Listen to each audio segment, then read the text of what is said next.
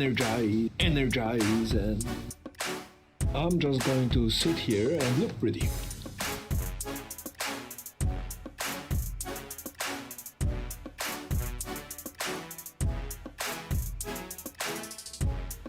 Come on, stick your pretty face out.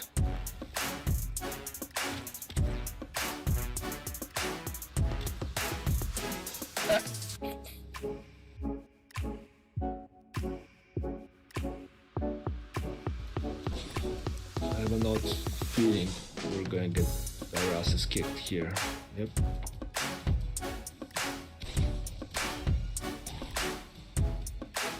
Okay, if I have to do 3 bullets a guy, that's going to be a big problem.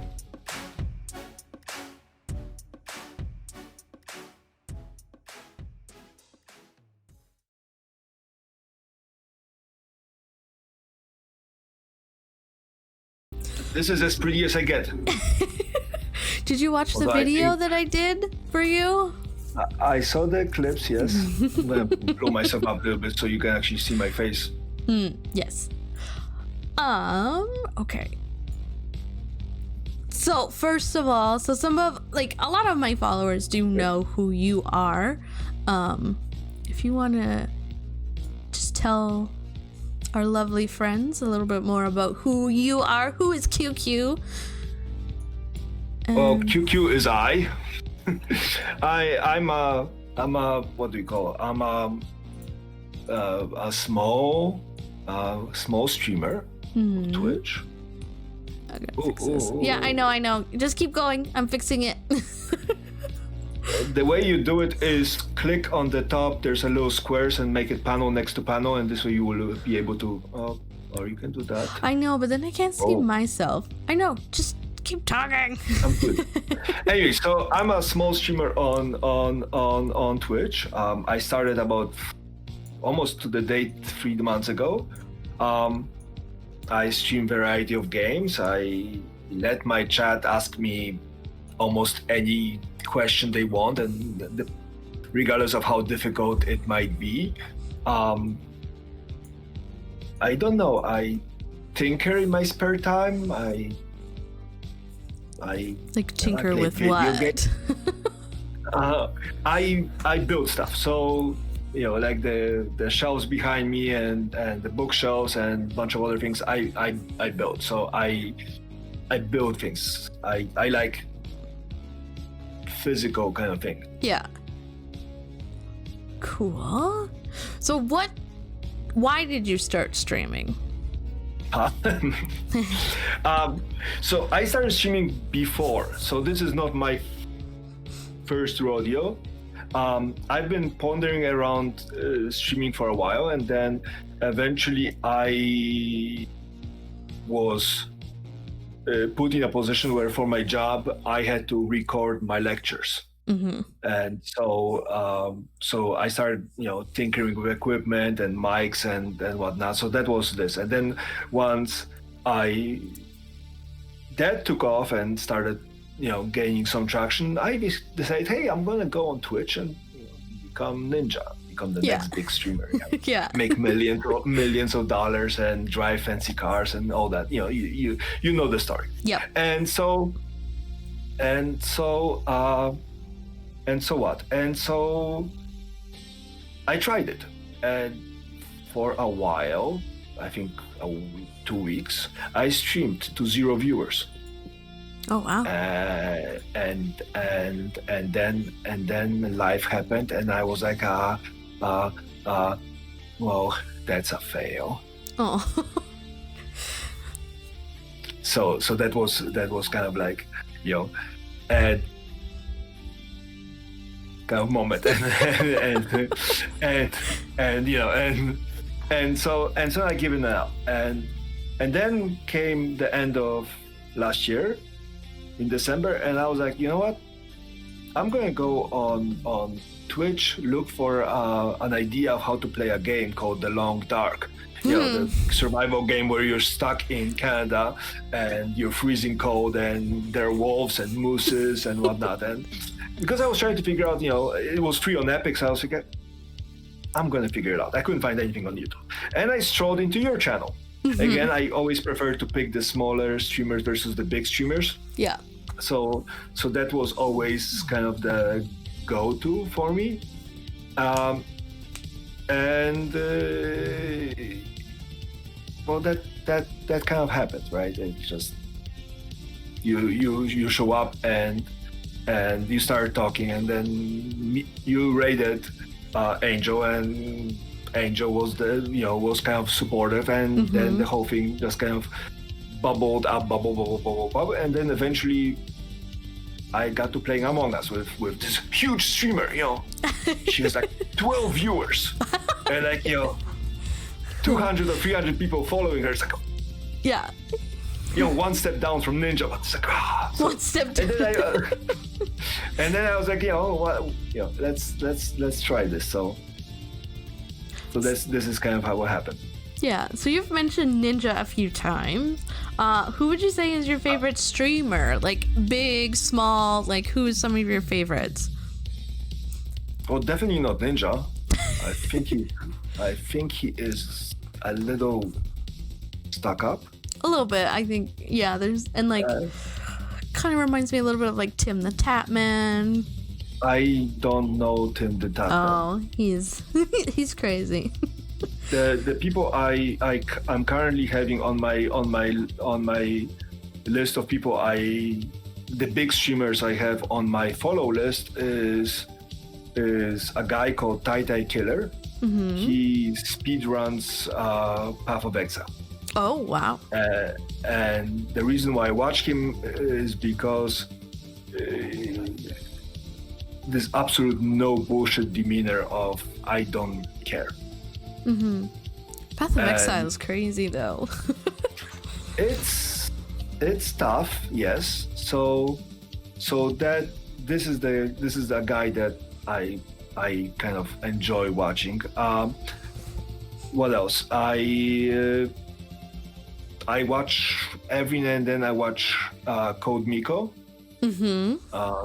Because I think the VTubing thing is important. It's important to have artistic kind of expression to do it. I have them. I put in Harris Heller on my list because so far I haven't seen anything weird coming out of him, and his guides helped me with a lot of the little setups I've been trying to do. So agree. I think I appreciate this. A lot of and like then, our streamer, like the current smaller streamers, have a lot. Like if you haven't watched Harris Heller, you should at least a little bit. Anyways, you continue. So, and then I have looked at who else is there? Then that's about it. Oh, Devin Nash. Mostly because I like angry people. You like angry people? Well, yeah. I mean, the idea. Sorry, I'm trying to set up so I can see you on my side as well. Oh. Because you're denying me Discord. Sorry. It's okay. And then I watched Devin Nash because he comes at the whole streaming thing from a perspective of, is it worth it? And he has this kind of same what's the word? Same reservations I do. For example, the fact that we have pre-roll ads. Yes. Kind of forced on us. Yeah. Even though the income from those it's so is minuscule. It's negligible. Yeah. Even after Twitch takes 90%. So it's like, what's the point? Why do we do it, right? Yeah. And comparison. By the way, I think OnlyFans, according to him, OnlyFans takes only like 20 to 30% cut from subscribers, and Twitch takes 50. Yeah. Same with Pornhub.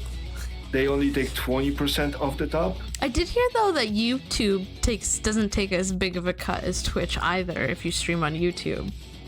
I think they take 50% from subscribers, but they take a lot less from ads, and the ads make a lot more money. But again, I don't know. Yeah. I'm in this position where I'm 100 followers in 4 or 5 concurrent viewers most of the time. I got to 20 at some point and I felt glorious. Yeah. But most of the time I start at 0. I have maybe 1 or 2, and unless one of my friends shows up, it's hard for me to branch out. Yeah, agreed. So this is kind of interesting situation here. Like me interviewing you, or No, just the whole streaming thing. oh yes, I it mean, was right. According to everybody, I should have my life together. White picket fence, bunch of kids. Wondering if I should get my future daughter or son a cat, and then watch cat memes, going like, I really want a cat, but I don't know if I want a cat. Situation. Yeah. Yes. It is crazy. I feel. Floaty says he watches you at 2 a.m. Yeah, Floaty does show up a lot, so That's I crazy. appreciate that. Well, it's the huge time difference, right? It's 8 p.m. right now for you, and it's 4 p.m. for me. So I'm like, my day just starting to wind down. Yeah. Well, a lot of people here are getting ready for bed. Like on the East Coast, it's like 10 o'clock there. Yeah. But you also had a lot of like European viewers too that I've noticed. Yes, but again, it's the time zone, right? Yeah. When it's midnight here, it's 1 p.m. there, so it's kind of necessity. Mm-hmm. So then what keeps you motivated to keep streaming every day or every couple of days? Well, I want to do it every day. Unfortunately, I get distracted, and the whole Corona and rent-paying jobs thing. Oh, Sorry, that was an accident. that's okay. I was like, my face doesn't look like that. Just a whole bunch of boxes. Yeah. So for me, the I want to stream every day, or almost every day. I would like to stream like consistently, but it's always a question of, hey, managing a Discord or figuring a bot is, and then I get sucked in when it comes to editing videos, because I would like to start posting on YouTube regularly, and that just takes a lot of energy and time, and I'm not very good at video editing. So there's a lot of those things, and I get delayed, and then of course it's one of those moments where you stream a game, and in the back of your head, even though it shouldn't be, but in the back of your head you have that little voice like, hey, you're streaming this game for the 3rd time and you're still at 1 viewer. Yep. And it's your bot, and like, should I get a second bot so I have 2 viewers? Like, right? Yes, I think every new streamer has that too. And again, a lot of people say, hey, stream what you like, but what I like is the experience of streaming, and not the experience of playing video games. Like, video games are fun and whatnot, but having somebody in the background snickering when you fail. I have a little counter right under my name saying, hey, how many times did you die on stream, right? Yeah, I saw that. I thought that was cool. And it's one of those little things, and and I added a little sound effect to my soundboard that goes QQQQQQQQ, which is kind of the hype thing for when I do something cool. But for me, the big experience is the interaction, right? Because streaming, for me, at least when I started, and there was a lot more interest against winter break and whatnot, it reminded me of when I used to play video games when I was a kid. A couple centuries ago, when I was a little kid, and the PCs were called 386 and whatnot, and CD-ROMs didn't go above 16 times speed, and mouse came with a little ball underneath it, and you had to pull it out of it. Back in the good old days. Yeah.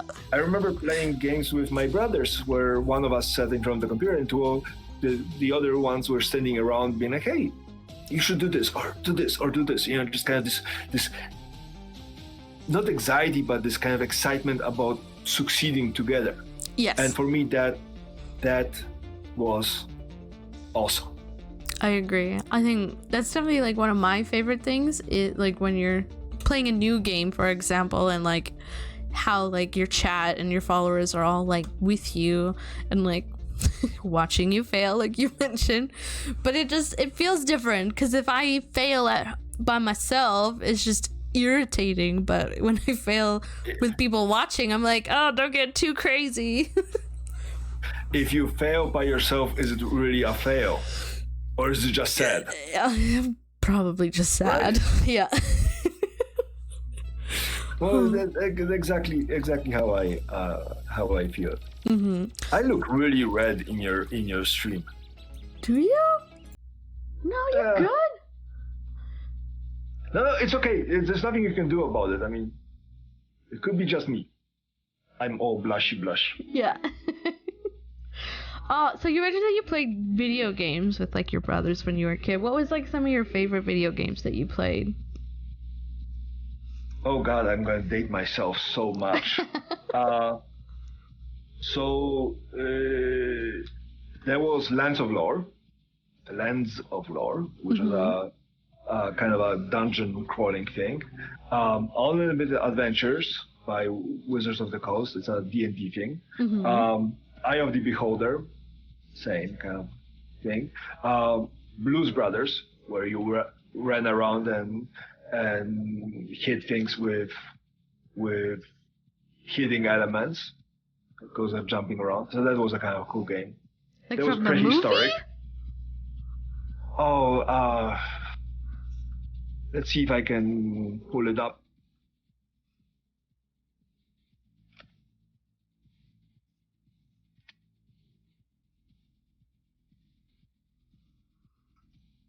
Yep, it's I don't know how to show it to you. I think there's a share screen button in Discord. Oh boy. I don't know if you want to do that. Yeah. Okay. Well, let's see if we can do it. Sure. Let's see how that goes. Can you? There you go. See it? Yes. Can you? Oh, it is like from the movie. Yes. Yeah. Well, so it's that kind of game. Oh. It's that kind of game. That's cool. Right. So. Yeah. That's cool. It was interesting, now to say the least. Right. So. Yeah. It was interesting. Right. Now, how do I close that option? There you go. So anyway, so that was kind of one of the games that I played and we liked it, and it's platformer. I'm not very good at platformers, but it was always fun to play. Mm-hmm. It's funny how like those kind of games though kind of set, because like I also played video games when I was a kid as well, and big one for us was like Super Mario Brothers, because like that had just come out and that started the addiction of like the video games. Well, it's not an addiction if you don't call it one. I guess my family, my parents definitely thought it was like an addiction, because I would like summer holidays I would stay up till like 6 o'clock in the morning. Oh yeah, been there, done that. Mm-hmm. Still doing it on a regular basis. So then, current games. What are some of like your current favorite games, whether you're streaming it or not? So right now, I really liked Stone Shard. It's in beta. It's going to come out in hopefully in a year and a half, 2. Mm-hmm. But so that's a kind of a turn-based RPG, and I like it because of the difficulty and because the music is there, and because it feels like a kind of a open world dungeon crawlers should feel like. Oh, okay, yeah. There is the atmosphere. One of my followers bought me a game, and my chat insisted I learn to play it, and that's Ballo Brothers. And it's a tactical game where you manage a bunch of misfits, walk around and kind of build a company of men walking around and killing things. Mm-hmm. So that was kind of cool. What else I played recently? Valheim. Yes. I really like the sunrises and sunsets. Like, that's my favorite part about the game. Like, the troll is nice, and the swamps are annoying, and I died one too many times, and I still haven't recovered my body. And the building is okay, but the sunset and sunrises are like, the weather is just phenomenal. Yeah. I could just sit there and watch the weather. So that, yeah. Well, the sky, like with the sky too in Valheim is crazy. It's so pretty. Yep. So that's another game I enjoy. There's another beta I picked up, which is Jupiter's Hell, which reminds me very much of a Doom, if Doom was a dungeon crawler. Yeah. So what motivates you to keep streaming? I see the question. Yeah. I figured I'll watch your chat. Thanks. Just in case. So what motivates me to streaming? I think I kind of skipped over that answer. A little bit. A little bit? Just a little bit. I'm being called out here. Thank you, Naria.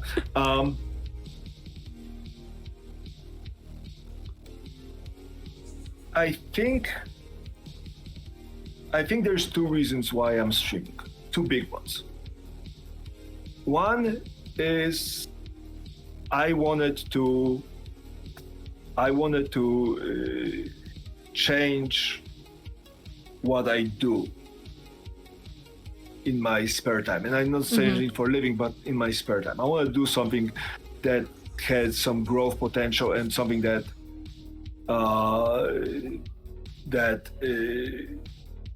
interacts with people. Yeah. For me, it's very hard to find people to talk because of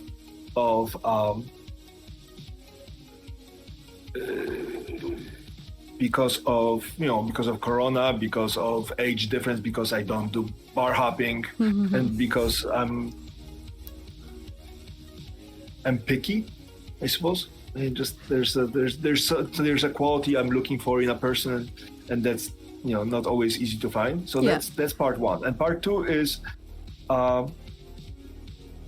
I genuinely would like to have this kind of opportunity as a career. Yeah. And motivation for me is, well, either I'm going to show up,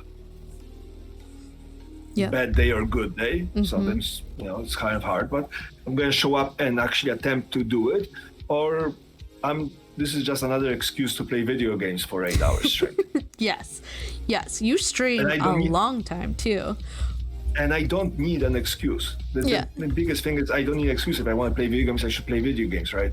But for me, it's one of those, hey, I really want to make something out of it. I think I can do a lot of good.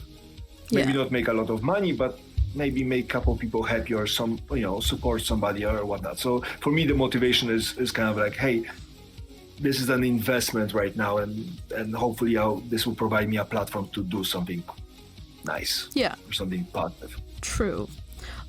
Hey, Bat Duck, welcome to the chat. Welcome to the interview. If you have a question for QQ, you can use some channel points, and you can ask Mr. QQ a lovely question. Frowny is wondering if you like to read, and if you do, what genre, because she likes sci-fi and high epic fantasy. I have never heard of that genre before. All right. So I'm a slow reader. And when I say I'm a slow reader, about 6 pages an hour. Slow. Oh, jeez. It's always been a problem. So if I actually read with understanding, kind of a regular college textbook size book, it takes me about 6 pages an hour. Sometimes a little slower, sometimes faster, but that's how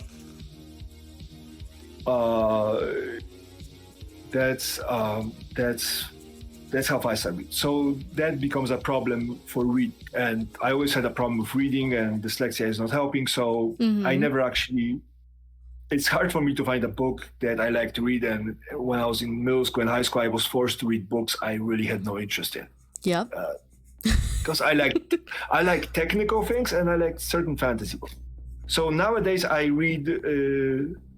Recently I read two types of books. One is I read the stories by a guy called Lee Child about Jack Reacher. And again, most of you probably know this from the movies with Tom Cruise. Yeah. And Jack is, according to the book, is 240 pounds, 6'2", 6'3", 6'4", kind of behemoth of a man. And they cast Tom Cruise. When I saw Tom Cruise, it's like, that's the big toe. It's like the big toe got the. So that's one set of books. And the other ones I recently enjoyed was a books by Peter Brett called The Painted Man. I might have a copy of it somewhere here. Where's? No, I have it on the desk. So now I'm going to grab it. Yep.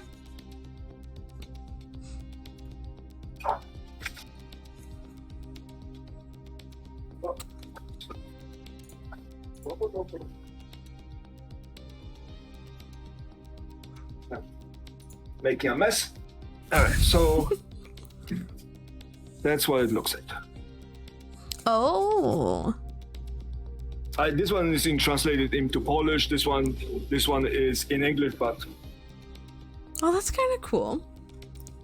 yeah. And the series has like 5 tomes, 2 books per tome or so. So there's about 10 books of it, and it's an interesting world, very brutal and very kind of permadeath feel to it. So I really enjoyed that. Oh, And then I'm okay. reading some Polish fantasies as well. So in Polish. So Oh. Franny says she felt the same way when they did Stephen King's Dark Tower and cast Matthew McConaughey as the Man in Black. I haven't Never seen read it. that. But No, I haven't seen it, nor have I read it. So I just know that Matthew Okay. McConaughey kind of plays like the same character for what seems like everything. well, a lot of actors do. It just questions, can you build the environment around them to kind of fit it in. Yeah. True. But yeah, every now and then they do this kind of weird things where they cast people and they're like, what? No worries. So how does your wife feel about you streaming?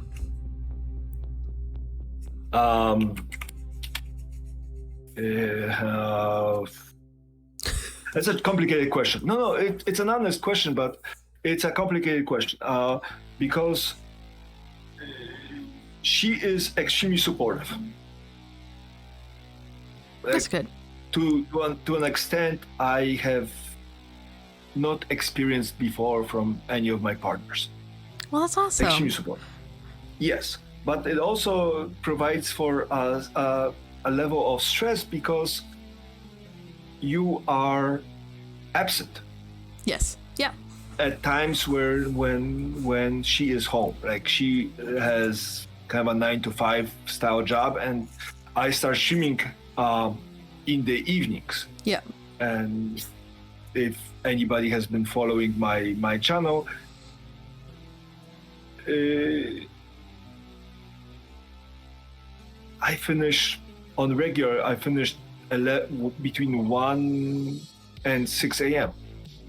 Oh my god. And she gets up and she ends up at 6 a.m. She ends up waking up to work. Yeah. So we don't spend A lot of time. as much time, and it's creating a level of discomfort, maybe Yeah. not stress, but kind of a level of anxiety because we do interact for the couple hours after she comes back, before I start streaming. But we get to have a dinner together, we get to hang out, but it's putting us stress, and I'm trying to find a balance between this, and I'm having a hard time doing so. Again, I just started.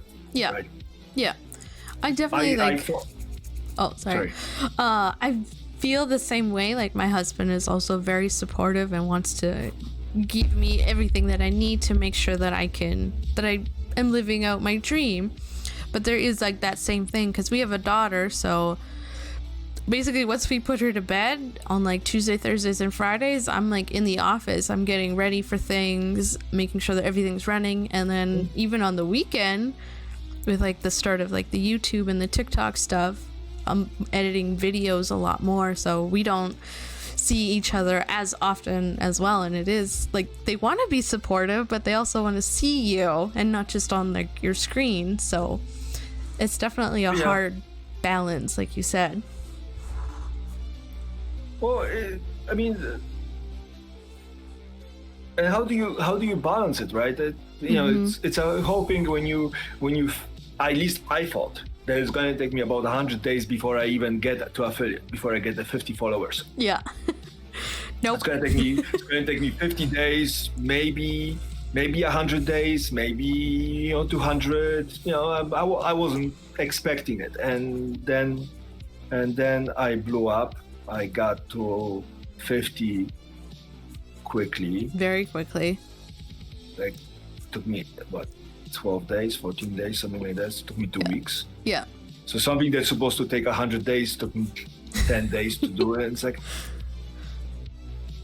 yeah. And then people started dropping donations and biddies and subscribers. And I'm like, I don't know if you're obligated to do something, but on the other hand, it became very real. Yep. Agreed. If you make more money from this than from most of your side hustles, you go like, hey, that's a possibility. Yep. Now, of course, the well, as fast as it gets filled up, dries out because you don't stream the game that people want to watch. You stream in the wrong way. You are not as entertaining. Your overlays aren't on point. Bunch of other things, and people go away. But you get a taste of it, and I'm not going to lie, it's a little addictive. Agreed. Yep. that little love, that random person that shows up to your channel and decides to throw an emote, and it's like, it's kind of awesome. So I've been trying to do it since day one. I've been trying to, whenever I can and I can spare a couple seconds to alt tab to a different tab, I try to come to everybody's that I follow stream and be like, hey, stay awesome, kind of thing, because I know how much it means to me to do it. But agreed. It's tricky to balance that versus real life. Yeah, it's a whole different story if you get to just do this, just this, and then you balance that and personal life or family life, whatever.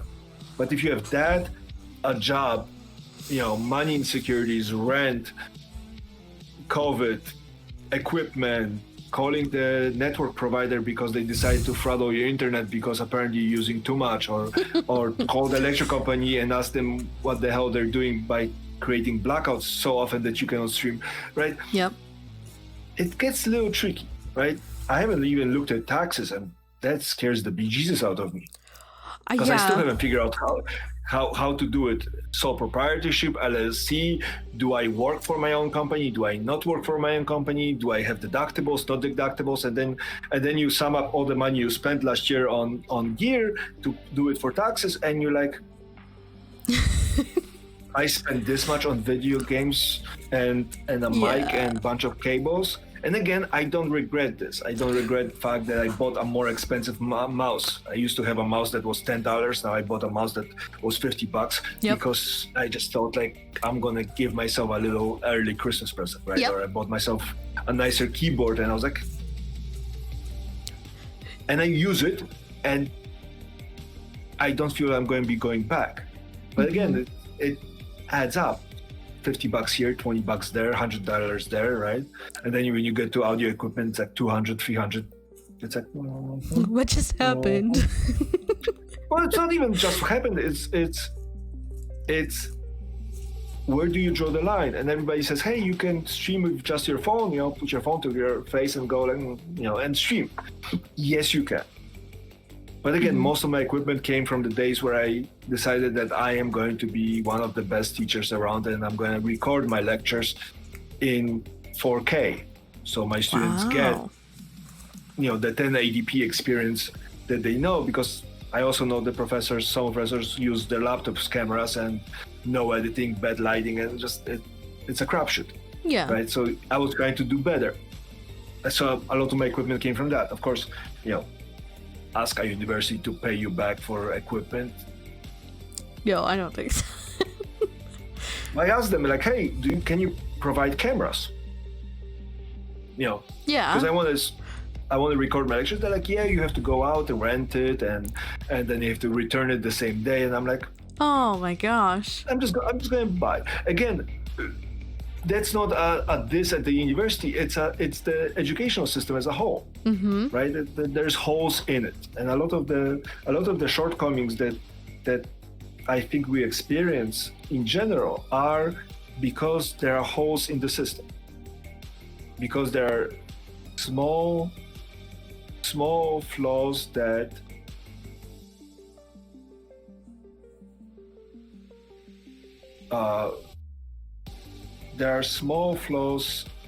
that get propagated over and over again, and people assume that because they're told that this is what it's supposed to be, versus going like, no, I have other options. Yeah. Is your school like all like 100% like online, or is there some in-school stuff too? I think it's primarily online. Okay. That's crazy they wouldn't give you a camera. No, but again, it's they would just, you have to go, you have to rent it, you have to get a technician to help you set it up and whatnot. So you don't get an actual camera to you. So what I did for my lectures initially, Good job, Bat Duck. I got this. I got my old GoPro. Oh, at cool. that point, a bunch of years old, little clamp it to the first desk. I'm standing here and I'm just talking to the GoPro, and then a little battery pack and whatnot. And you come home and you try to synchronize that versus $10 or $7 lavalier connected to a little $20 Sony recorder, and that's all you did. Yeah. Wow. So then it gets back to the streamer stuff. Do you have like a before stream routine that you do, or do you just log in and you go? You mean I have a little altar to RM Jesus and I pray to it every day before? Yeah, if you want to tell everybody that that's what you do, like you told me the other day. Yeah. Yeah. Me and Iron Jesus aren't talking anymore. He hasn't been dropping lurk. So I'm like, yeah. No, a routine before I stream. I make sure I have water. I notice that if I don't drink enough water, I get headaches because of the computer screen. I make sure that I have glasses on, and again, I don't think I need glasses overall, but blue light glasses. So that's that. I double and triple check with my wife if she needs anything. Nice. Regardless of how close I am to start my stream, I am going to poke into her office or her room or the bedroom and be like, hey honey, do you need anything? Yeah. Like, do you need anything from me? Yeah. And if she says yes, the stream gets postponed. Yeah. Sometimes it gets postponed by 2 days. Oh wow. That's But still nice it's though. a- Like you still like streaming, yes, like you want to do that, but like your family, I feel like obviously comes first.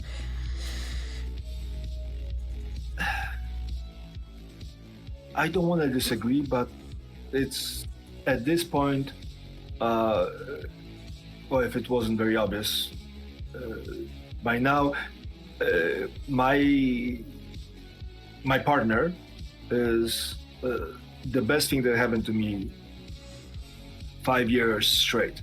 Yeah. And it's when you wake up every day, be like, damn, I got lucky. You're going to work to make sure that there is no reason for that luck to expire. and that goes back to how I perceive dating and relationships, which it's a whole different bag of crazy. Sorry, no pun worries. intended. No problem. So, yeah.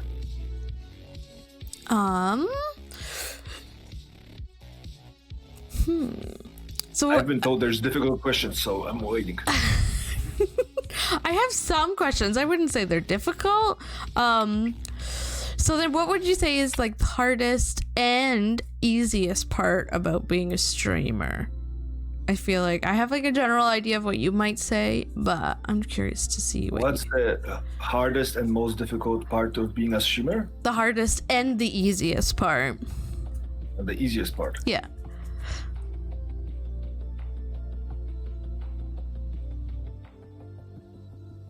I think the easiest part about being a streamer is that there is no prerequisites for being a streamer.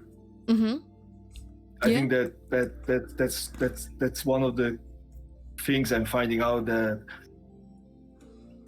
honestly you get away with anything and everything Yeah. as a streamer. Yeah. Now, if you want to be a great streamer, there are certain things you should probably avoid. But overall, you show up, you turn on your camera, you push a button, and you're streaming. So, Yeah.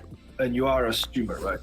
Yeah. I think the most difficult part of being a streamer is that you're not a streamer. If you want to be big, you're not a streamer. You're a content creator. Yes. Yeah. And that part is the difficult part. Is how do you make what you're doing interesting? How you make it funny? How you make it relevant? How the time you spend editing and providing quality things, and Bad Duck in my chat says OCD. But yeah, that's the difficult part, because for me, at least when I started streaming, I was just talking and I wasn't worried about it. But now, I start to worry a little bit of, will I have something interesting to say? Will this be entertaining enough? Yep. And that enough part is problematic, because everybody says, hey, stream what you like and just enjoy. It's not that easy. No, that's the easy part, and that's the easy part of streaming. The difficult part is, what's the end goal, right? Are you streaming just because you want to play video games and maybe somebody's going to chip in and a couple cents here, a couple cents there? Yeah. Or are you streaming because you would like to create something of value? And I think creating something of value takes time, takes real work. And Agreed. that's difficult. And a lot of times people don't talk about it very much. Yep. I mean, there's people like Devin Nash that talks about it, and Harris talks about it, and there's a couple other big streamers that talk about it. But for the most part, what you see is just a talking face and something cool happen. And a lot of people, go like, hey, I can do this. Yes, you can. Just which part of it? Are you really good at first-person shooters? Are you really entertaining? Are you willing to risk, scaling that line between TOS and highly inappropriate? Right? Or are you scripting things? Like a lot of the streamers that do very well, as in fast growth, are people that spend time thinking about it and being creative.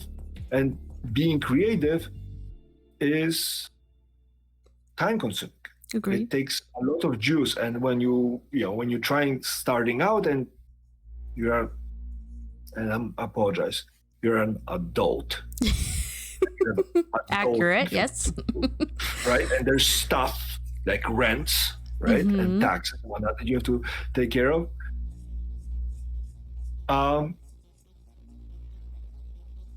Being creative is difficult. It's difficult to get yourself into that headspace. Yeah. Because if you only have half an hour before you stream to figure out how to be awesome, it might work once, twice, 3 times, 5 times, but after 30 days of streaming, you go like, what else? Right? Yeah. And you can try copying other people and taking their ideas and building out. But again, if somebody has a good idea, it again takes time to implement, takes time to build out, and that's not very obvious, at least not to me, how to do it efficiently. Because everybody says, hey, start a sticker store on Etsy, you know, buy a Cricut and start cutting out vinyls. Mm-hmm. The idea is brilliantly simple. You sink $500 into it, and then what, right? Yeah. You buy a mic and a camera and a fancy graphics card, and you're like, I'm going to be a streamer. Okay, you got this, and then what, right? Yeah. And again, most of the people I watch are not here for the money. They're not here for the fame. They're here because they think they're adding positive value to people's lives. And I think that's important. Just that's not going to work long term. You need to have some kind of internal system that will fight against that constant, I'm tired after work, I'm worn out, I have no juice going, I have no brain space, and I need to show up. Yeah. Because the only thing you can do is show up. Like people go like, oh, I'm going to try the best I can. That doesn't matter. Trying the best you can doesn't matter. It matters if you show up and if you're genuine about trying to do the best you can. Sometimes you need a day off. Sometimes you need a week off. And sometimes your stream will suck. Hell, it will suck most of the time. Just hoping that at some point, people will assume that you suck on purpose and that fail was planned and pre-arranged. They don't need to know the truth. And what is the truth, right? Mm-hmm. Yeah. It's perception all over the place. So. Agreed. So and so the question is how you build your content, and eventually, you build some kind of cult-like environment, cult of personality, cult of a meme or whatever, but that comes with a lot of responsibility. You cannot abuse it. You cannot do what some other people did, right? Start an OnlyFans and promise nudes and not send them out and ruin it for everybody else. So there's this. Yeah. I mean, we all are in the wrong business, because if we were cute enough to sell bathwater, or barely cute enough to sell bathwater, we would be making $1 million a month. That would be delightful. I really? To just sell bathwater? I don't know if I would be willing to sell my bathwater to somebody for $1 million. But like QQ, it doesn't have to be your actual bathwater. It could just be water from your tap. And then then you're lying. Yeah, but they don't know. But I know. Yeah, but they're buying your bathwater. They can't be like super crazy cool people to begin with. I think most of people in my chat are pretty super cool, would they buy your bathwater? Yeah, but they're spending my channel points, which are imaginary points. Like, it's whose line is anyway. You have all those points, and they doesn't matter. Don't matter. Yes. By the way, one of the people in my chat says buying QQ's bathwater for $1 million. Debated. I mean, if he wants to do that, that's cool. Well, on the other hand, Butt wouldn't buy my bathwater, so That's a good idea, Bat Duck. That's a good idea. So, but again, it's for me the biggest problem with money in general is that it's that value of things is skewed in my head. Mm-hmm. Right. So, for example, if you're teaching, universities and tutors and textbook producers are all like, hey, you need to buy this, you need to spend money on this, and I'm like, I will give it out for free. I will sit down and write a textbook for my students. I wrote 3 textbooks overall for my students. Oh wow. They are not terribly big. I used common Creative Commons materials to build them, but I built those textbooks for my students. I'm like, well, screw the publishers. I mean, if the textbooks were $5 to $10, yeah, buy one. Yeah. Even if you go and read one chapter. But if it's 120, yeah, I had a project management textbook when I went to school, and the textbook was like maybe 120 pages. The book cost $400. That's Canadian. Yeah. Well, so for me, right? So for me, the value is self-valuing is an issue, and that comes into streaming. Of like, hey, I have a hard time. I watch some streamers, and they're like, give me money. Like, how dare you give me only $5? And I'm like, wow. I'm kind of envious of having cajones this size, but on the other hand, that would mean I would have to replace half my wardrobe. All the boxers and all the shorts and whatnot, because just where do you put them? Over your shoulder? Yep. So, but so for me that's a sign. And I think Twitch is part of the problem of Twitch. Exactly that. It's that short-term gain. Yep. If they did couple of things, and I'm not an expert, but just it's a gut feeling. If they did couple of things, the platform would have blown up a lot more, and there's a lot more people and a lot more money to be made. But it takes a little bit kind of foresight. Agreed. Yeah. When I started, obviously, when you first get that affiliate email, you're like, hey, join this. Not you, because I know that you read the contract and everything. I got super excited and was being super excited with my husband. Yeah.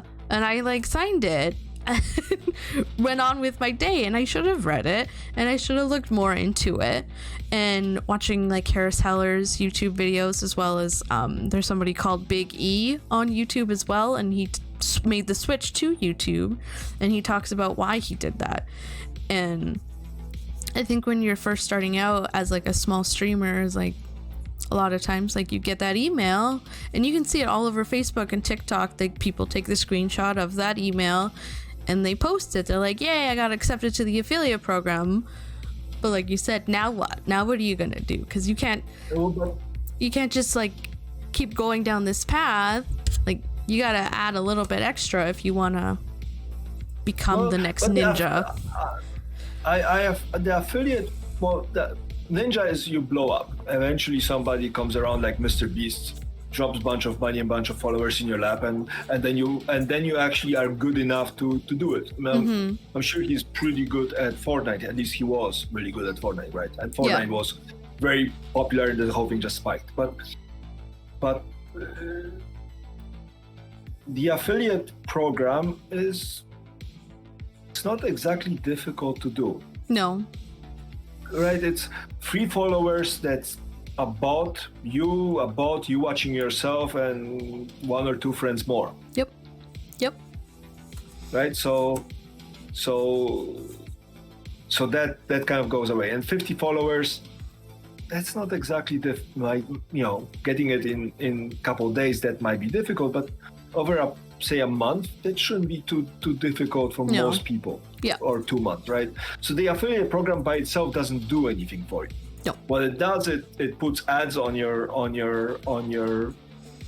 channel. It allows you to get bits, which is nice. Except if you want to buy bits, you pay 30% markup to Twitch on the back end, right? You get subs, which is nice. And again, I appreciate people investing money and time into me. Yes. And I don't want to diminish that, but no, Twitch takes half. So you get $250, and then you have to pay taxes after that. Yep. Right. So that's not exactly large money. You get more ads, but you get 10% of the ad revenue, and the ad revenue is, I don't know. By very now, small. I made 40 cents since I started affiliate or something. Last time I checked, I was at 10 cents, and I'm like, oh, it's sweet, cash out. Well, you can't. You have to hit $100. So if you don't make the $100 in the 45 days, you're like, thank you. Well, but donations, which aren't donations, are actually tips, because you're not you're not a charity, right? So your tips that you set up with either Streamlabs, OBS, or Stream Elements, or PayPal, or whatever, those go around Twitch. So you just pay the 2.9% PayPal fee or something. Yeah. But those you could have anyways. Yeah. So the biggest source of income that you can have comes from somewhere outside. Yep. Right? Or if you set up a Patreon, you get charged less, but that of course means another website. So there's this kind of convenience fee, and that convenience fee is very high. Yeah. And as much as I would like to stick around, I asked my chat, hey, should I consider dropping out of the affiliate program, get back to the regular one, and just stream so you guys don't get ads? Because I got a couple comments every now and then that people want to join my channel because I'm about to start streaming or something, and they go like, I have to sit through 40 seconds of ads. Yep. Somebody told me that they had to sit through almost 6 minutes. Oh my God. That's crazy. And I'm sitting there like, wait, hang on, you're sitting for, I mean, I understand 10 seconds, maybe 5 seconds, kind of a bleep when I'm starting setup and I'm just saying my introduction. Yeah. Oh, okay, right? Yeah. It's stupid, but okay. But you get to sit for a minute. I don't hang around streams that have pre-roll ads. Yeah, no, usually unless I really want to, and then in that case I mute it for 5 minutes, let the ads run. I don't watch them, so Agreed. Point of ads kind of gets annihilated, and then I watch. But so I was thinking like, hey, maybe I should just dump it and then stream to Twitch and YouTube at the same time, right? Restream my two things, and then build a Patreon subscription service or put it on YouTube or do something else. Yeah. But again, it's not because of the money, it's because kind of convenience versus respect. Yeah. Right? People show up, they take time out of their day, and out of 5 million different streams, they choose to sit in mine or mine among some other ones, because some people watch 2 streams at the same time or 3 streams. I do that. I watch 4 streams at the same time because I have a divisible attention span, so I can do it. Yeah. Right? And I have all of them on volume, and I posted a screenshot, I think, of it at some point in one of the Discords. Yeah. Right? But that still implies sacrificing time, and it feels awkward. Agreed. Yeah. It's like somebody shows up on the first date, and first thing you ask them is, "Did you wash your hands?" What? Yeah, 2 weeks ago when I ran out of toilet paper because of COVID, but since then I have toilet paper. I'm good. No washing hands. I wash elbows though. Just the elbow. Yeah, just the elbow. That's where you touch the door. Because you go. Bat Duck, yes, I am Canadian. Do I sound Canadian? Do I have like an accent, actually? Bat Duck says that they sound Canadian on communication. They speak normally, but don't get that anymore. I don't know what that means. It was normally. It's a legit question. I'm Canadian. Does Bat Duck sound Canadian, QQ? I don't think so. Oh, okay. You just said something costing Canadian. Oh yeah. What? Well, Crazy lives in Canada, yes. Yeah. I don't live in like Saskatchewan, Canada. Like it's where the Angel does. I live in so where I live is Alberta, and Alberta is often referred to as the Texas of Canada. Because we have a lot of rednecks here who want their guns, and some of them are definitely very racist. So Alberta gets a bad rap a lot. What do you mean very racist? We got a lot of. No, but it's a 1 and 0 thing. Either you are racist or you're not. I would say the population of Alberta is probably 70% or racist, because we have a lot of old school people here who don't think that women should be in the workplace, which isn't racist, but that certain races should have certain jobs. And I hate to bring it to you, but I don't think women should be in the workplace. I don't think men should be in the workplace. I mean, screw adulting. Make the kids do it. Of course, make the kids do it, and pina coladas for everybody. Like, you turn 18, you get your free booze card, and you know. We tell our daughter all the time that she needs to buck up and get a job. No, look, it's... Plus, saying that women should have a job, that sex is not racist. Yes, that's why I said, like, I know that that's not racist, but, like, that's the kind of people who... A big chunk of the people who live in Alberta, that's their kind of mentality. Chunky. They're kind of chunky. Yeah. They're lovely people. And Bat Duck says that they identify as a potato. So... Well, I think it comes down to this joke about, you know, how fast COVID spreads around. Mm-hmm. Well, it spreads around depending on how dense the population is. That's condition number one. Yep. And condition number two is how dense the population is. That's Alberta. Very dense. Yeah, we're... There's a reason that we have this bad reputation in Canada. Well, you should start a college town with a bunch of, you know, fraternity and sorority houses and get a bunch of airheads there. There you go. I could do that. That's an option. Right, and then increases the volume, lowers the density. Mm-hmm. There you go. See, you're always thinking, QQ. So then where do you see yourself 5 years down the road? Streamer wise or otherwise, do you... Oh god. I knew there were hard questions to come by.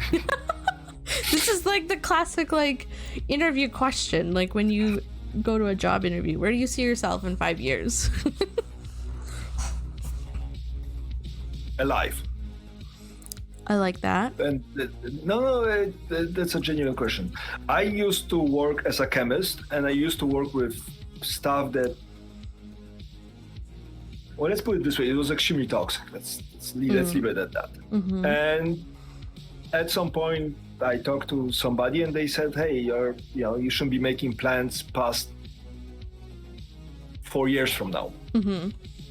And that was a while back. And so I'm still in the mindset that I might not have as much time as I think I might have to stick around. Mm-hmm. And again, I'm healthy and I quit that job right after that conversation or whatnot. But it's just this mindset that there's kind of limitations. So that's one. So this. And the other one is when I was in my early 20s, I thought that by the time I'm 26, 28, I will have, a fiance, maybe a kid, white picket fence in the burbs, the American dream. Mm-hmm.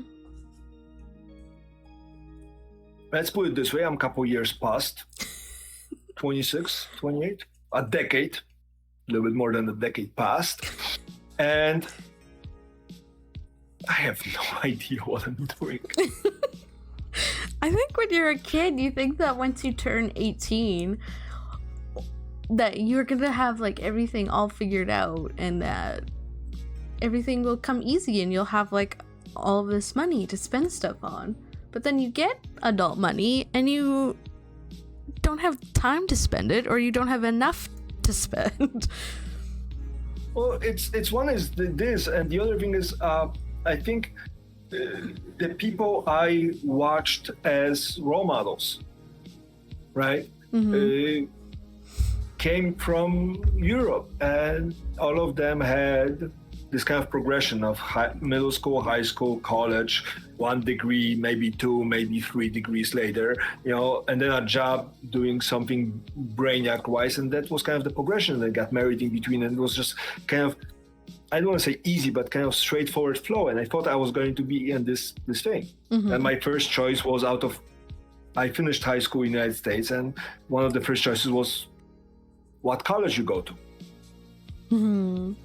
Where I grew up as a kid, there were two in the town, two wow. major ones. And there's a bunch of little ones, but there were two, and that were usually the choice. Like Yeah. if you were very adventurous, you could go somewhere else, and if you were extremely adventurous, maybe you got internationally, but there were two. And so you were funneled this and whatnot. And so here there was a choice, and I went to my dad. I'm like, hey, which colleges? My guidance counselor gave me a list of colleges. Which colleges? He's like, hey, there's the requirement for money because we cannot afford it. You don't have this kind of a trust fund savings thing that people do in United States and Canada, where they save up for years for the kids to go to college. So he was like, hey, there's the budget. And then I went to my mom, and I'm like, my mom, which college? Like, which university? And she got close. And I don't blame her, right? We just moved 2 years earlier. We moved from Europe to United States. So, right. So it's a whole new world because none of us have ever been here. Just yeah. How do you fit in? And so I managed to find a state school in a closer proximity. But that also, I was hoping to. We were at the time on the East Coast. I was hoping to go to West Coast. I was hoping to go to Berkeley and whatnot. I was hoping to go to one of those schools. I had the grades for it, I think. I didn't have all the experience, but I was thinking, but no, I ended up going close. Again, I don't regret the decision. So that was one. And then the second decision came around, and that was, what's your major? What? I'm like, I have no idea. I just finished high school. And high school was, at least the science part of high school was easy because I survived a European education system. So I had all that thing already crammed in my head. So, for example, on AP Physics, I didn't go to class for AP Physics. I took an independent study because I knew that stuff. Oh, wow. So I was there's this kind of push and give. So what school? So I ended up taking a coin, and I was like, chemistry on one side, mathematics on the other, and if it stands on the edge, I'll take physics. And I chose those because I like the way professors looked like. Yeah. I like the math professors to look like. I like the chemistry professors to look like, how they dress, how they behave. I wasn't very fond of the physics professors. They look all stuck up. Yeah. So, but again, I flipped a coin. And I went to college, and I was like, I'm bored. So I got a second major. Oh, jeez. And then I got 2 part-time jobs, and oh, wow. I was still bored. That's crazy. I was still bored. But again, it's weird because I missed out on some of the experiences because I ended up working in the theater in set building and a little bit as a welder and whatnot. And then I worked as a resident assistant and 2 majors. And sophomore year, I decided sleep is I apologize for the language, for pussies. So I didn't sleep. I slept 6 hours a week. Oh my God. And I tried that for 3.5 months. Holy. And again, in between I'm watching movies and TV shows and reading books and listening to things. And this is the time where Napster is real and trending and firewalls aren't very good. And with a little bit of manipulation, you can get through a bunch of proxies and get a bunch of stuff. So, this was... so that, and then I finished my chemistry degree. I was working on my math degree, and eventually my dad goes, hey, you should be graduating at some point. Like, you've been in college for 5 years. And I'm like, I still haven't figured out what I want to do. Yeah. So I decided to go to grad school. I applied for a PhD program. Again, which one? I have no idea. I haven't done the research. I haven't looked at the professors. I haven't done anything. So that was kind of this story. And do you have a PhD? No, I started one and then I got demoted because the university ran out of money to a master's program, and then I quit. Oh my gosh. And then I spent a year trying to be a professional video gamer, followed by 2 months of working at Walmart, following by 2 engineering degrees. Oh, wow. You have 2 engineering degrees? Yeah. Because I think chemical and what was the other one? Sorry? You have chemical engineering. I have a bachelor's, or I have an engineering degree, so what I would translate is bachelor's of science of engineering in chemical technology, and then I have a master of science of engineering in chemical technology, specializing in plasma, ceramics, and high temperature processes. Oh, geez. We'll have to hire you for where I work. Well, Canada sounds nice. It's cold sometimes. Frowny asks, do you like World of Warcraft or Minecraft?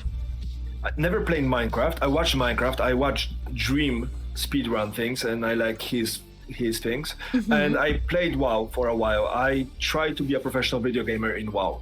Oh, really? I spent 16 hours a day for 7 months trying to become a professional video gamer. Couldn't hack it. Didn't have fast enough connection. Didn't have enough juice in my computer. Didn't make it. So your character must be like crazy levels and... depending on who you ask, I was at some point one of the better tanks on my server on my faction, but nice. Yeah. What did you play? I played a Night Elf Warrior tank. Oh, nice.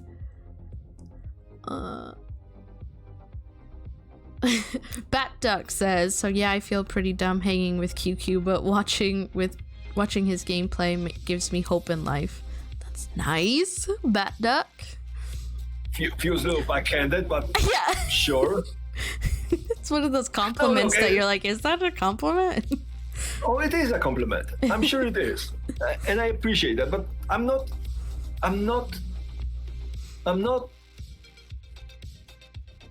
not as smart as the fact that I survived college would suggest. The fact that I managed to survive 12 years of education and start a bunch of degrees and whatnot doesn't make me smart. Just makes me good at studying science and comprehending things. That doesn't make me smart. Mm-hmm. Just makes me good at a certain set of skills. Yeah.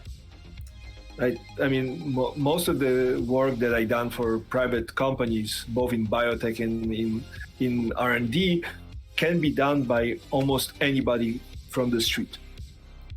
They're not difficult. That's not difficult tasks, right? It's just, and after a while, you just get better at it. I'm pretty sure Angel, who is working as a barista, can do most of the work at some of the jobs I did better than most of the people that got hired with me. Because it just takes a little diligence, a little precision, and you need to be able to add. Yeah. Maybe do fractions. Maybe do fractions. I hate fractions. Everything else, I hate fractions.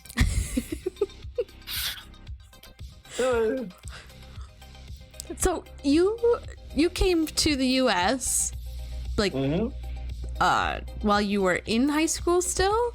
Yeah, middle of high school.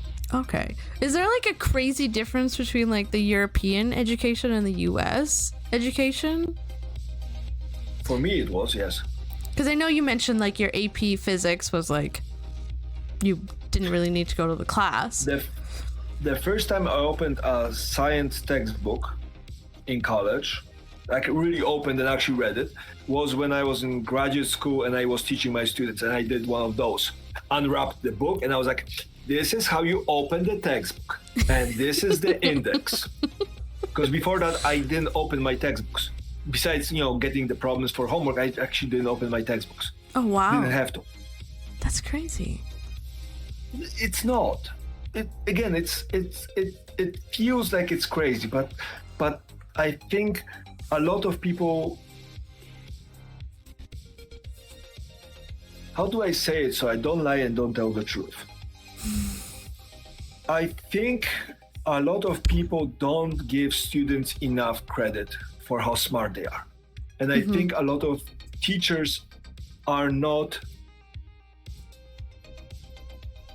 paying enough attention on how people learn and how people acquire information. And I don't mean that everybody should be spoon-fed, but the requirement for certain set of informations comes more or less naturally.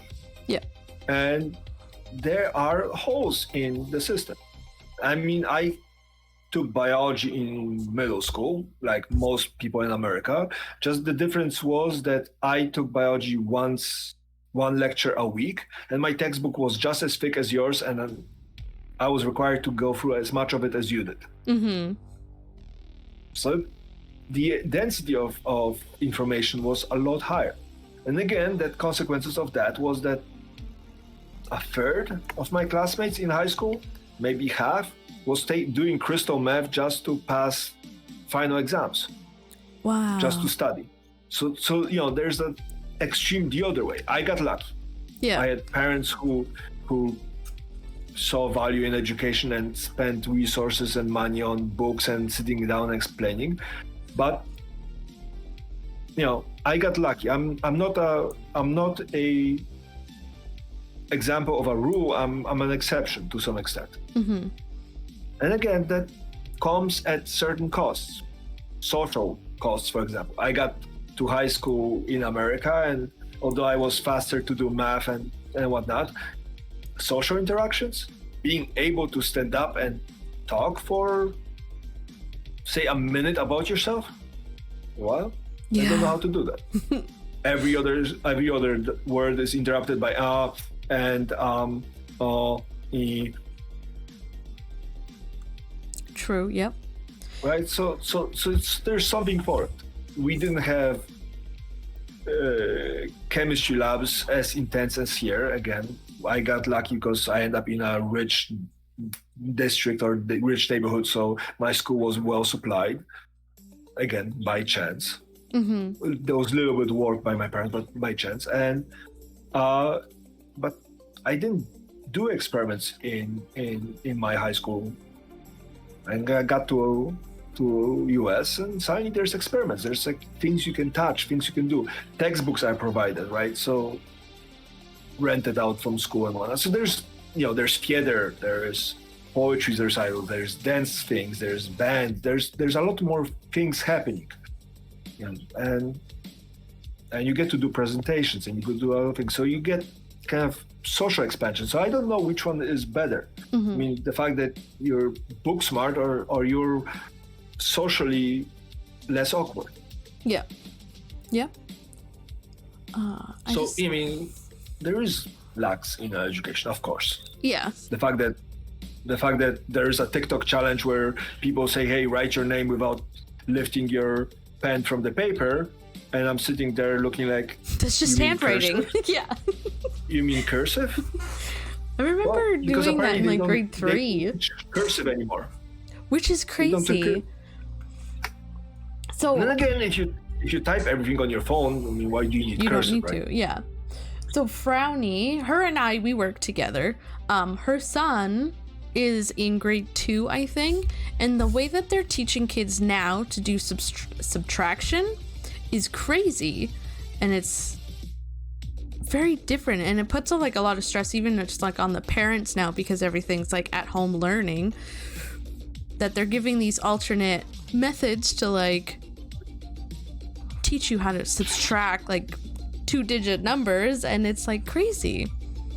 Oh, there's an old saying that says, if you know how to do it, do it. If you don't know how to do it, teach it. And if you don't know how to teach the teachers. I like that. But it's just like, and like from what I'm understanding from Frowny is that like it has to be this way.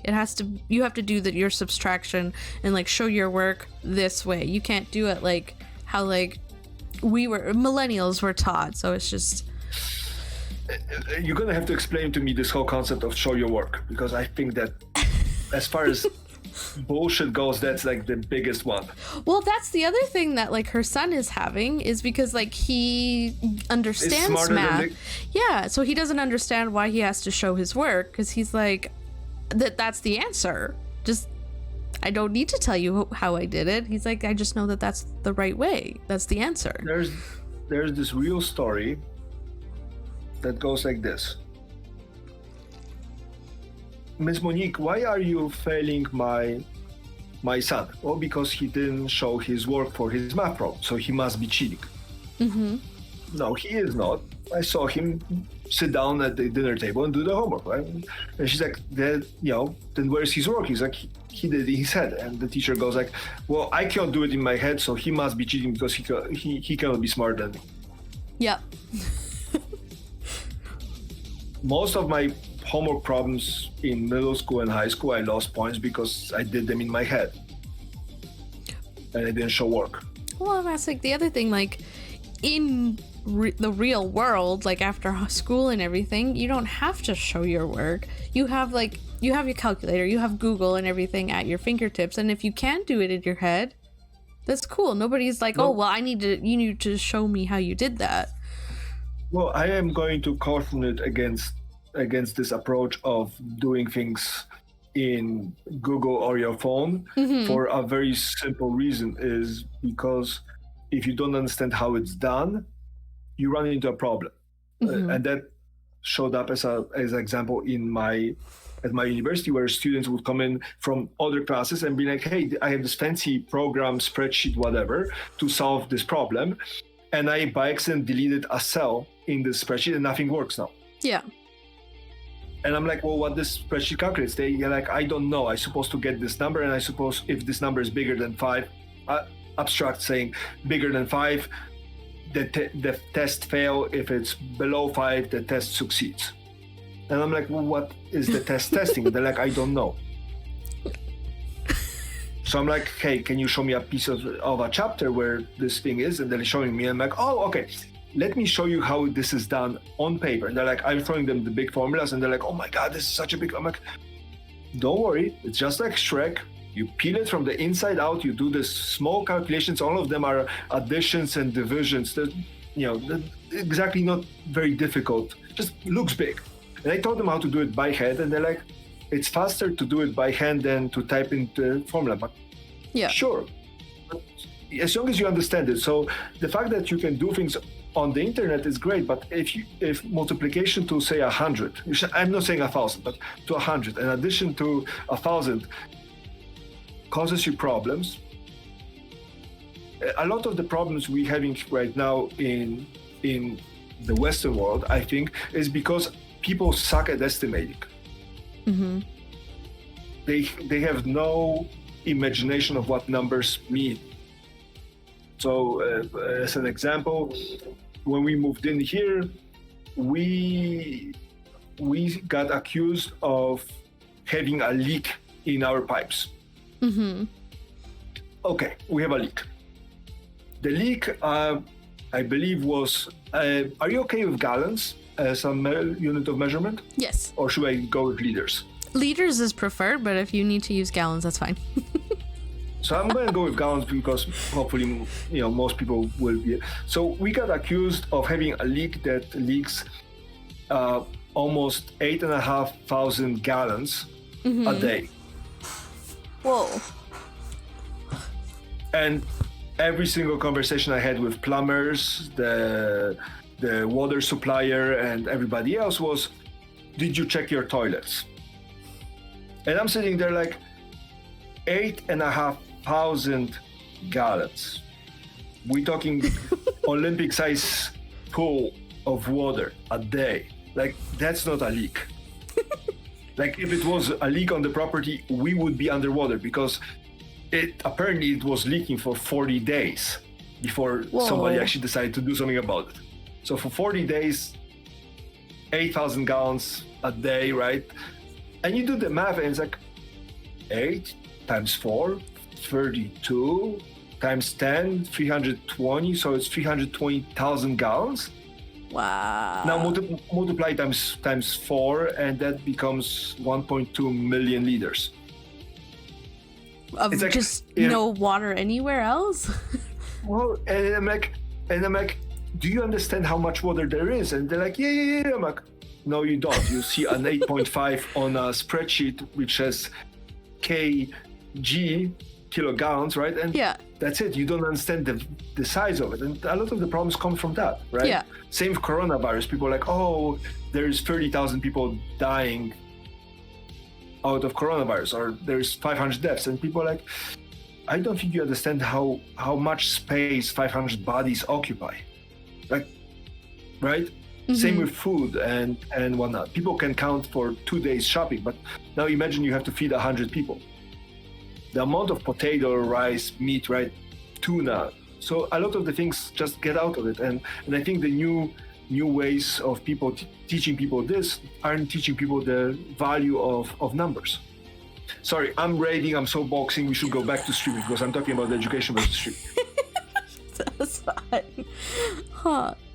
I definitely like, what I enjoy about talking with you, QQ, is like, I learn a lot because like you don't just talk video games, like you're actually talking like actual things. I know that sounds dumb, but like I learned a lot from you. Even like just watching your streams, you're not always just talking about the game that you're talking about. Like you're talking about like actual things, like we're talking about how like people don't know how to estimate properly, like that kind of stuff. I'm passionate about it, right? For me,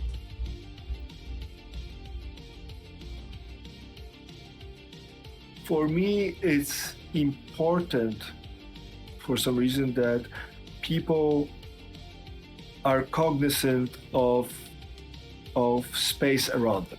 And I don't mean that you have to be vegan or that you have to recycle or that you have to be nice to your neighbors because, screw that prick from across the street, right? Yeah. Right. But for me, it's important that people don't get put in positions where they don't feel like they have a choice. I think one of the big conversations I usually have with people that I talk to is that you have to realize that, first of all, you have a choice. Yes. Second of all, any of the choices that get presented to you, you can pick any, all, or none of them. And if you don't like any of the choices, you can make your own. And you still don't have to pick one after you make your own choice. Because a lot of the times, people get funneled into this kind of narrow, I don't know what you call it, canyon, right? And every attempt at trying to climb out is frowned upon, to say the least. Again, no pun intended with frowny here. Yeah. Right, but it's so, for me, part of gaming. I'm going to try to loop it back gently. I'm helping. Part of the looping back for gaming for me was the need to learn how to not feel attached to my characters. The reason why my Discord is called QQ's YOLO Academy is because I make permadeath characters and then I die to stupid things. Yeah. And I'm okay with that. I wasn't okay the first time around. I wasn't okay with that. I suffered the third time around, but after that I was like, okay, I'm getting better. Question is, I died, I lost all my progress. Is there any value I can get out of it? Because if I cannot get any value out of it, then why the hell am I doing it? True, yeah. Right? And you start looking at other options, and part of being passionate about education and numbers is having the ability to fathom that there's something more beyond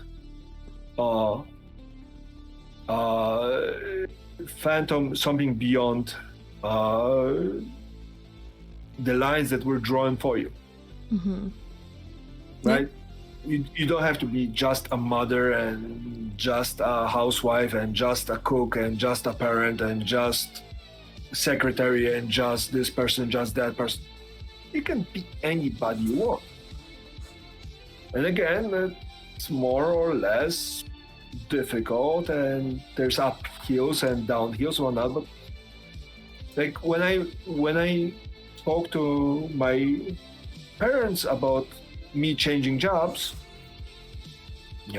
perhaps taking a little sabbatical and getting my head straight and maybe focus on streaming for a while, the question that got posed to me is, if not teaching, then what? And for me, that question is a leading question. It's a question implying that teaching is a viable option. Yeah. And I'm not saying teaching is not a viable option for everybody, or is not a viable option for me. And I'm at it, and I enjoy it well enough. But there's other options. Yep. Are they better? No. Are they worse? No. They're different. And maybe some of them will fit in the grand scheme better. And same with games. Like, I try to do games. The last 2 days, I end up streaming Go. I saw that. And, you know, and people were looking at me like, hey, I don't understand this game. And some people, and I got some new people showing up like, hey, it's a game I play. It's not very popular. You're there. And, you know, last night I was on the top of the category with one bot and one person speaking French. So I was the only other person actually streaming it. Yeah. At this late hour. And I'm not very good at the game. Oh God, I suck. Even worse than I suck at playing permadeath characters. But it's a fun game to do. Antiboard said Realm of the Mad God is a good permadeath game. Yeah, it's a game where you die a lot. But you every time you're reborn, you get a little bit forward. Bat Duck said it gave me headaches for his debraining. So I play Go to debrain. I see. To get out of my head, it's a difficult game. It's the only game recently or at all that actually gives me a headache if I play too much of it. Oh.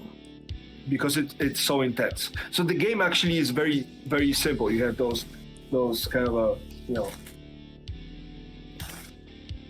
black and white stones, and you put them on this very simple looking kind of board, and and the idea is to cover territory.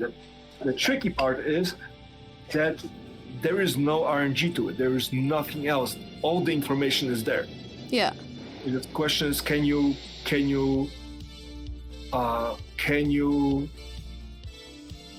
phantom the options? It's a really fun game. I highly recommend to almost anybody.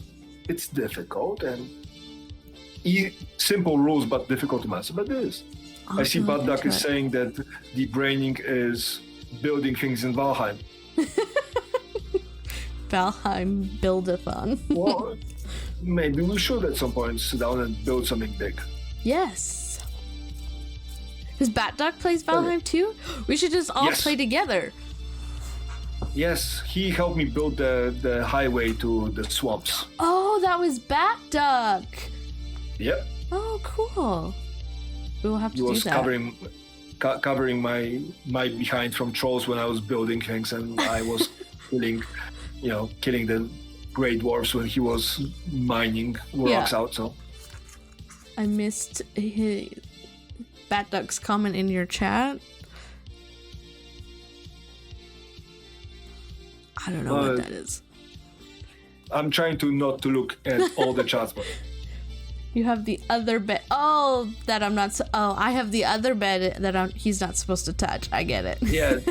So yours is in the middle of the room. So eventually, hopefully, I'm gonna put all the beds in the second or third floor and make you guys personal lockers so you guys can store your stuff just in case you want to keep on popping in. Good, nice. I mean, I built a 3-story house. Might as well use it for something. Oh yeah. A whole room for us, Bat Duck. Well, depending who else wants to come. We have a slumber party. Slumber party? Well, that sounds exciting. Okay, so I saved the last question, or this question for last, because I wanted to know since we talked last week. What is your tattoo about?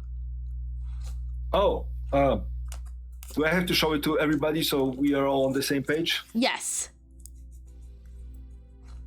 You're right. Okay. It kind of reminds me of Kingdom Hearts a little bit. So that's that. Mm-hmm.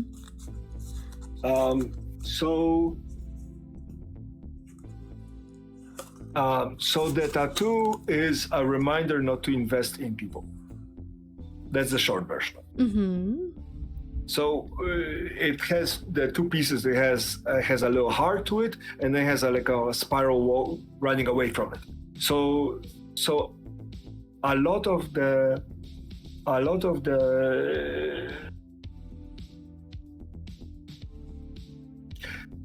I spend a lot of time investing in other people, mostly because I think it will bring benefit to me eventually. Like I'm gonna make somebody happy, and they're going to, empower somebody else, and they're going to become a brain surgeon. And when I'm dying out of brain cancer, that surgeon is going to consult somebody else, and they're going to save my life. Got it. Huge benefits, Yeah. low chance of happening, but also low investment. It doesn't take for me a lot of energy to invest in people. Some people invest more, some less. Plus, I don't like people that got put down either by previous relationships or jobs or family or whatnot. So I end up spending a lot of time and energy trying to figure out how to make, I don't want it better, but how to make people more stable. And since I'm relatively stable, they can lean on me for a while. Mm-hmm. And in most of my relationships, I found somebody who was down on themselves, low self-value and low confidence. Mm-hmm. And I end up providing, hopefully, environment for them to grow. Yeah. And get better and get prettier and get smarter and get more organized and get more motivated and get better jobs and get a better education. Yeah. The usual package, right? And eventually they will get to the point where I was at this point was like, hey, I invested so much time into you, and I don't want a repayment, but I invested so much time. I need to focus on my fix. I need some time off. I don't need your help. I just need some time off. I mean, support would be appreciated, but just it was you. I would like to go me for a little bit just to get straightened out, right? Yeah. Either because it's school, because it's work, because I have other things, because family, because whatever. And those people most of the time would go, "Oh, I'm too good for you," and they would walk away. Oh. Wow. So this is a reminder that to be careful not to invest into everybody. Mm-hmm. Not to everybody who I believe has a lot of potential and a lot of character and a lot of strengths inside of them, Yeah. just masked by all the crap that they have to carry on their shoulders. It's kind of hiding it and drowning it out and trying to give them a voice. Mm-hmm. Because most of the time, from my experience, that ended up with somebody dismissing me or hating me. Like, hey, you forget where you came from and where you got brought up. You suddenly go like, hey, I'm on top of the mountain. Mm-hmm. And you're not. You're stuck in mud halfway through the mountain pulling me up. And then when you push me to the top, I'm like, I'm too good for you. I'm sorry. Bye-bye. Wow. So I'm good at reading people. So I find value very quickly if people have value to offer or not, even if the value is a long time away. Yeah. And I sit down and I try to invest in people like this. And I don't want anything in return. I don't need anything in return. I'm just happy that somebody is better. And it's very egoistic on my part because I'm doing it because hopefully that wave of you getting better is going to propagate and make everybody around you better. Because I'm probably not the best person to make the world better. I'm really good at fixing technical problems, Mm-hmm. call the bank and or a credit card bureau or whatnot. But I'm not very good at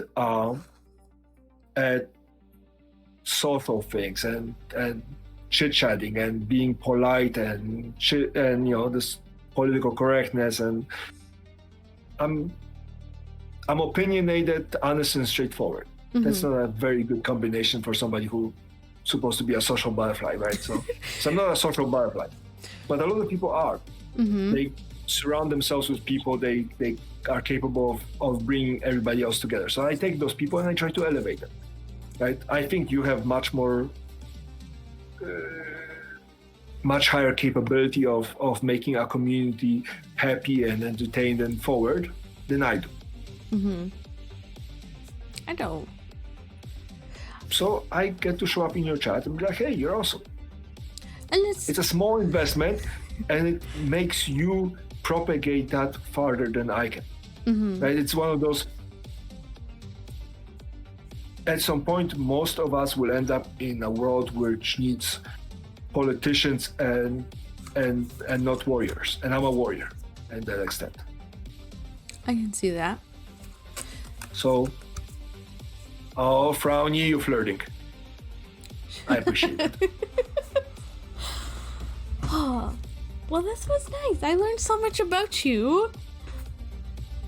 It was nice. You are. Well, You go first. well, I'm glad you enjoyed it. I did. You're a good dude, QQ. I'm alright. I can tell that you definitely put a lot into like your. Whoa, what just happened? There you go. Into your relationship. So. I don't know what just happened. You tried to kill my face. It just went white. I know. I'm not white enough for you. No. Right? Now we know about the people in Alberta. Yes. Crazy redneck Alberta. Google it. It's a thing. Because we got our oil and gas here too. So people, yeah, it's a whole thing. So, because I'm going to also end my stream because I have to go to bed because I have to wake up early with my lovely daughter. I'm sorry I kept you so long. No. This is like around the same time that I would end the stream anyway. But do you have anybody that you would like for us to raid for tonight's? I have, There we go. difficult questions. Hang on, let's see. Do we have anybody?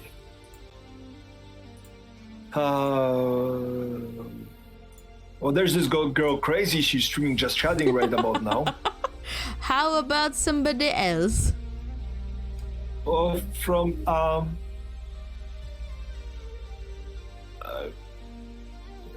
I don't know what people are looking at. I have Angel who plays Day by Daylight. I have Beant who's doing Bug Fable, which might be interesting. Did you know that Elbean and us and I live in the same city? No. Yeah, I found that out. That's crazy. Anyway, sorry. So I have a limited amount of people currently on, again, because my time where I usually stream. So your choice is good as mine. How about let's raid Elbean? We'll raid him. We haven't raided him before. Excellent. Right. Cool. Well, thank you so much, QQ. It was really nice to talk to you about just stuff. It's my pleasure. We should do it again at some point. I agree. Yes, I do have my list of people. So Chinbon, I'm hoping will help me out as well, which will be super exciting. Yes. So who else? I got Swear Angel. I got Phoenix, who actually hasn't been streaming for a while. Yeah, I know. Yeah. We miss her. Yeah. Oh, thanks for the follow, BetDoc. And anybody in my chat as well, make sure you give QQ a follow. He's super awesome. He's on super early for us, or late, depending on how you look at it. But just give him a follow, and because he's awesome. If you have sleepless nights, hang out with QQ. There you go. Yes, Floaty does. Yeah. Okay. Well, I will see you probably on your next stream when I start work. So I will talk to you later, and we'll raid Mr. Elbean. Okay. Bye. Thank you again, Crazy. No problem. Bye-bye. Bye.